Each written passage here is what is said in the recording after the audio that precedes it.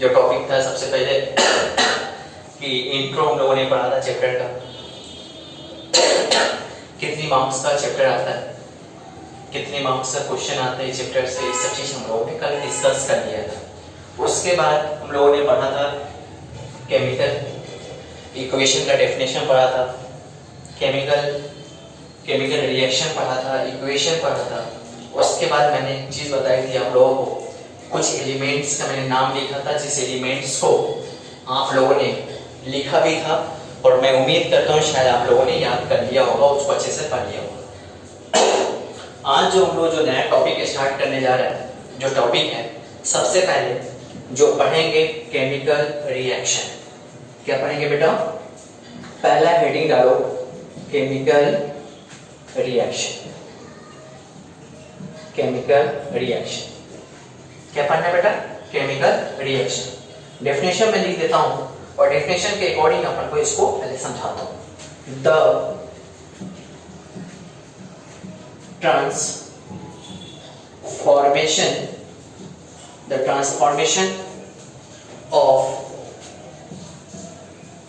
transformation of chemical substance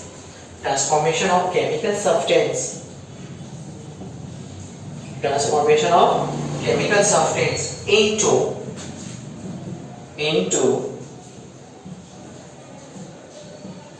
another chemical substance into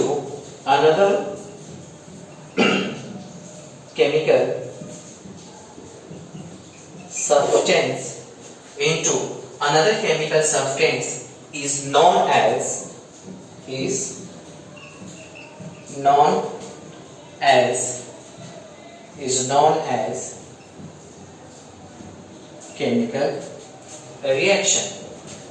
chemical reaction. क्या समझ में आ रहा है? The transformation of chemical substance क्या होता है? एक से ज्यादा सब चीज मिल तो उसको सब्सटेंस बनता है। The transformation of chemical substance कहाँ? Another chemical substance में, उसको हम लोग क्या कहेंगे? Chemical reaction. क्या कहेंगे बेटा? Chemical reaction. एग्जाम्पल देख लो, जैसे एग्जाम्पल में रस्टिंग ऑफ आयरन, लोहे में जंग लगना, rusting of iron that is the example of chemical reaction. Next burning of कोयल,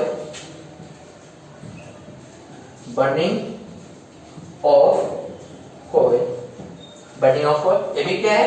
एक केमिकल रिएक्शन हो रहा है। कोयला क्या जल रही, वो भी एक रिएक्शन है।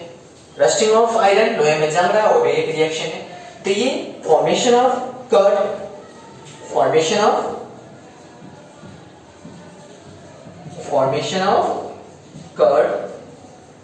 ये भी क्या है? केमिकल रिएक्शन है। तो that means the chemical reaction का मतलब ये होता है, सब मेरे ख्याल से सब बच्चे को समझ में आ गया होगा, the transformation of chemical substance into another chemical substance is called chemical reaction.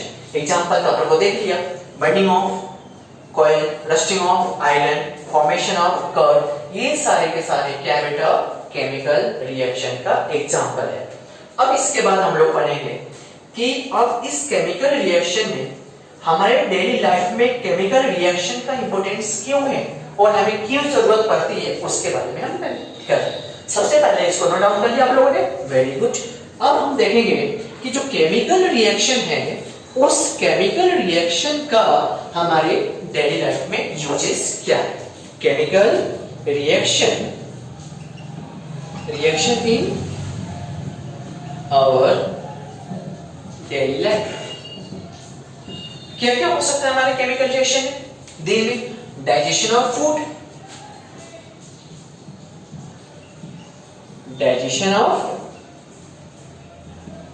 Food, ये भी क्या है? हमारी बॉडी में खाना पच रहा है, केमिकल रिएक्शन फॉर्म कर रहा है। दूसरा फॉर्मेशन ऑफ कर्ड, ये भी रिएक्शन हमारे लाइफ में। थर्ड नंबर पे रस्टिंग ऑफ आयरन, ये भी हमने और भी एग्जांपल देखा हमने, rusting of iron, rusting of iron ये भी डेली लाइफ का यूजेस है हमारा। रेस्पिरेशन,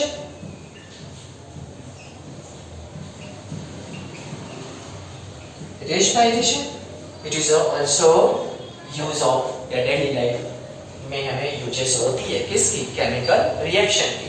हम जो भी फूड खाते हैं वो फूड हमारे बॉडी में जाता है और जाने के बाद हमारी जो फूड है उस फूड को कंप्लीटली डाइजेस्ट होता है, कंप्लीटली पचता है, which is the help of reaction. किसके हेल्प से, रिएक्शन के हेल्प से जो भी खाना हम लोग खाते हैं वो खाना को क्या करता है, डाइजेस्ट होता है। उसी तरह का कर्ड है, कर्ड को हमने पहले सबसे पहले हमने मिल्क था, वो मिल्क को फॉर्मेट करवाया किसके में, कर्ड में, that the formation of curd. Next rusting of iron, लोहे के अंदर जंग लगना, ये भी एक केमिकल रिएक्शन है। नेक्स्ट है रेस्पिरेशन, डाइजेशन, ये सारे के सारे चीज हमारे भी एक डेली लाइफ का यूजेस है। अब इसके आगे बेटा हम लोग पढ़ेंगे जो टॉपिक है रिएक्टेंट ऑफ प्रोडक्ट होता क्या है। अब देखिए इसके आगे ये समझ में आ गया। सबसे पहले हमने आज क्या पढ़ा आप लोगों को, सबसे फिर से रिपीट करवा देता हूं। सबसे पहले हम लोगों ने पढ़ा कि हमें इस चैप्टर का केमिकल रिएक्शन क्या होता है। केमिकल रिएक्शन का डेफिनेशन मेरे ख्याल से सारे बच्चों को याद हो गया होगा, the transformation of chemical substance into another chemical substance is called chemical reaction. अब हमें सर कोई पूछेगा तो हमसे कि सर केमिकल रिएक्शन क्या होता है, लोहे के अंदर जंग लगना केमिकल रिएक्शन है, कोयले में आग लगना केमिकल रिएक्शन है ना, सांस लेना वो भी केमिकल रिएक्शन है, तो जो भी हम पेट में खाना पच रहा है डाइजेस्ट हो रहा वो भी केमिकल रिएक्शन है। ये सारे के सारे प्रोसेस एक केमिकल रिएक्शन का एग्जांपल है। अब ये फिजिकल एग्जांपल है। अब इसके आगे हम लोग पढ़ेंगे जो स्टेप बाय स्टेप। तो सबसे पहले हमने देखा केमिकल रिएक्शन का डेफिनेशन पढ़ लिया, उसका एग्जांपल पढ़ लिया, उसके बाद हमारे डेली लाइफ में कौन कौन सी यूज होता है केमिकल रिएक्शन का वो चीज पढ़ लिया। अब हम लोग देखेंगे रिएक्टेंट क्या होता है और प्रोडक्ट क्या होता है ना बेटा, ठीक है, नोट डाउन कर लिया आप लोगों ने। अब क्या पढ़ेंगे बेटा हम लोग, रिएक्टेंट। रिएक्टेंट का मतलब होता है those element या who take part in a chemical reaction is called the reactant। जो भी एलिमेंट है वो एलिमेंट केमिकल रिएक्शन में पार्टिसिपेट करता है या भाग लेता है उसको हम लोग कहते हैं reactant. That means who take part in, किसके अंदर लेगा पार्टिसिपेट करेगा, केमिकल रिएक्शन के अंदर। वेरी गुड, किसके अंदर बेटा, केमिकल रिएक्शन के अंदर। That means chemical reaction is called क्या कहेगा उसको, reactant। वाह वेरी गुड, reactant। समझ में आ रहा बेटा कि reactant that means जो एलिमेंट्स केमिकल रिएक्शन में पार्टिसिपेट करता है उसको हम लोग क्या कहते हैं बेटा, रिएक्टेंट। अगर डेफिनेशन लिखना है who take part in a chemical reaction is called reactant। Then आता है उसके बाद प्रोडक्ट। क्या बता, प्रोडक्ट। प्रोडक्ट का मतलब क्या होता है कि जो एलिमेंट्स रिएक्ट करके जो फॉर्म करता है, बनता है, उसको हम लोग कहते हैं केमिकल, उसको हम कहते हैं लोग प्रोडक्ट कहते हैं। That means the substance which are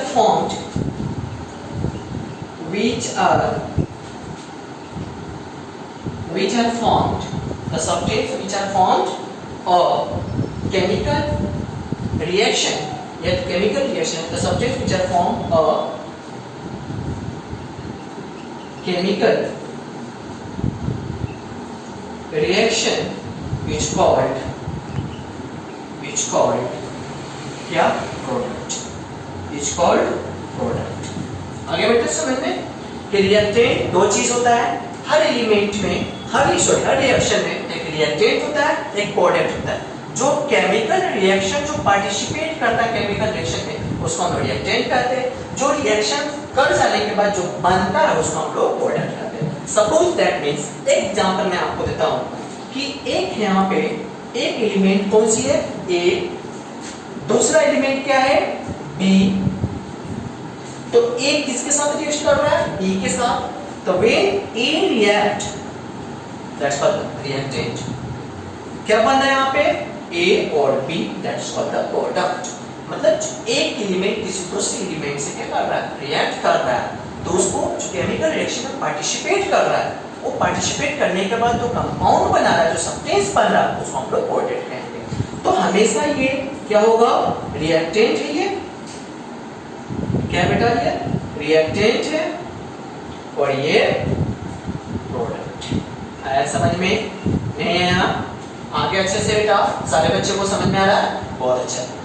एक फिर से क्लियर कर लो अच्छे से कि रिएक्टेंट क्या होता है और प्रोडक्ट क्या होता है। रिएक्टेंट दैट मींस जो केमिकल रिएक्शन में क्या करेगा, पार्टिसिपेट करेगा, उसको हम लोग रिएक्टेंट कहेंगे। तो पार्टिसिपेट करने के बाद जो सब्सटेंस फॉर्म करेगा, जो बनेगा, उसको हम लोग प्रोडक्ट कहेंगे। Okay, got it? बहुत अच्छा।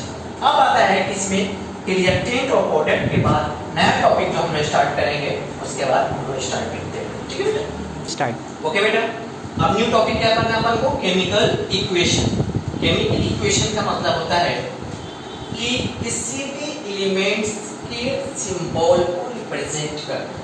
That means the chemical reaction, it is represented by the equation which called chemical equation. उसको एलिमेंट्स को रिप्रेजेंट करना, सिंबल को रिप्रेजेंट करना, उसी को हम लोग कहते हैं क्या, केमिकल इक्वेशन। यहाँ ऐसे डेफिनेशन लिखेंगे, इट इज क्या लिखेंगे बेटा, इट इज रिप्रेजेंटेड